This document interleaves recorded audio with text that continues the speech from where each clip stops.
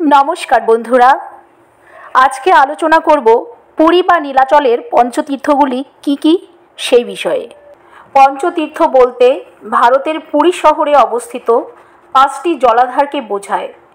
हिंदुरा विश्वास करें पुरीते तीर्थयात्रा सम्पन्न करते होले এই পাঁচটি জলাধারে অবশ্যই স্নান করতে হয়। আর এই পাঁচটি জলাধার হলো 1 ইন্দ্রদ্যুম্ন কুণ্ড, 2 রোহিণী কুণ্ড, 3 মার্কণ্ডেয় কুণ্ড, 4 শ্বেতগঙ্গা কুণ্ড এবং 5 মহোদধি কুণ্ড। অর্থাৎ সমুদ্রের যেখানে স্নান ক্ষেত্র সেই অংশকে বলা হয় মহোদধি কুণ্ড।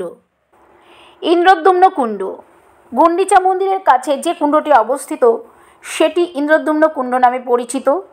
মহাভারতে রাজা ইন্দ্রদ্যুম্নের অশ্বমেধ যজ্ঞ ও জগন্নাথ সংস্কৃতির 4 প্রধান দেবতার আবির্ভাব বর্ণিত হয়েছে। এই মহাকাব্যে আছে কিভাবে সহস্রাধিক গরুর খুরের চাপে পবিত্র ইন্দ্রদ্যুম্ন জলাধার নির্মিত হয়েছিল। রাজা ইন্দ্রদ্যুম্ন এই জলাধার ব্রাহ্মণদের দান করেছিলেন। রোহিণী কুণ্ড জগন্নাথ মন্দির চত্বরের মধ্যে বিমলা মন্দিরের কাছে এই কুণ্ডটি অবস্থিত। এই কুণ্ডকে নারায়ণের বাসস্থান বলেও মনে করা হয়। এই জলাধারের কাছে অক্ষয়কল্প বট নামে একটি বটগাছকে পুজো করা হয়ে থাকে। পুরাণ মতে জড়েশ্বর নামে এক ব্যাধ দুর্ঘটনাক্রমে কৃষ্ণকে হত্যা করেন এবং তার সৎকার করেন। কৃষ্ণ জড়কে স্বপ্নে দেখা দিয়ে বলেন তার দেহাবশেষ একটি কাঠের টুকরোয় পরিণত হয়েছে। টুকরোটি সমুদ্র থেকে ভাসতে ভাসতে রোহিণী কুণ্ডে এসে উঠবে। জড়ের সাহায্যেই রাজা ইন্দ্রদ্যুম্ন সেই কাঠের টুকরোটি দেখতে পান এবং উপরে তুলে আনেন। পরবর্তীকালে এই কাঠের টুকরোতেই প্রভু জগন্নাথ দেব এবং তার দাদা বলরাম ও সুভদ্রার মূর্তি নির্মাণ করা হয়েছিল। মার্কণ্ডেয় কুণ্ড মার্কণ্ডেয় কুণ্ডটি হল পুরীর তীর্থ পরিক্রমার প্রথম স্থান। জলাধারটির আয়তন 4 একর।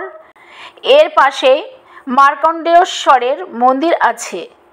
শ্বেতগঙ্গা কুণ্ড শ্বেতগঙ্গা কুণ্ডটি নীলাচলের দক্ষিণে অবস্থিত। এই কুণ্ডের পাশে বিষ্ণুর মৎস্য অবতার ও রাজা শ্বেতের মন্দির আছে। স্বর্গদ্বার অঞ্চলের সমুদ্রকে মহোদধি বলা হয়ে থাকে। এটি একটি স্নান ক্ষেত্র। এই স্নান ক্ষেত্রটিকেও একটি কুণ্ড বলা হয়ে থাকে যা মহোদধি নামে পরিচিত।